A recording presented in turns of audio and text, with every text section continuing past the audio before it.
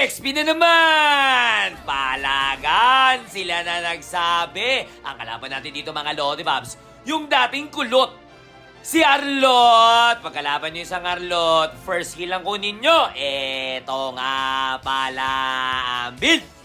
Alemlem, nagamit ko dito, mabilisan lang na laban to mga Lodibabs. Pagkalaban nyo isang Arlot, yung skill nyo, kailangan, di ba may mark ka? Kailangan papuntahin mo muna siya sa'yo. Pag wala ng mark, tsaka ka-kompleto yung skill mo. Kasi pag mag-i-skill ka dyan, madadodge lang niya. O, kita mo, na-dodge. Kasi nga, dapat antayin mo muna mawala yung mark sa'yo or wala mo ng mark bago ka mag-skill sa kanya. Medyo maharot malikot to. Nakita ko si Harley dito. Papalagan na namin. Ang kaso nga lang, may kasamang magic. May kasama na ya. Nakita ko doon si Arlot. Nag-aabulan sila. Wala siya. Ito na yung pagkakataon mo para pumaldo, linisin ang kapaligiran. Tori-tori ka lang. Tapos ang gawin mong diskarte ganito, pag dash mo, batuan mo, out ka na. Nakita ko na naman si Arlot. Wala na naman dito. Di-inspire na to, linisin ang kapaligiran. Tori-tori ka lang at tumulong ka sa turtle. Kita mo? Iniwan ka ni Arlot, mag-tori ka. May Johnson dito, mabilis tumakbo, napakabilis.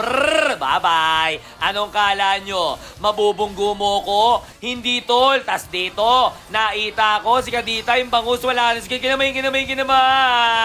Tumba. Ang isang kaditaya, siyempre, tori ka. Kita nyo yung galawan ko dito, tori ulit sa baba. Linisin ang kapaligiran. Sabi ko, swap, naita ko si bangus. Kinamay.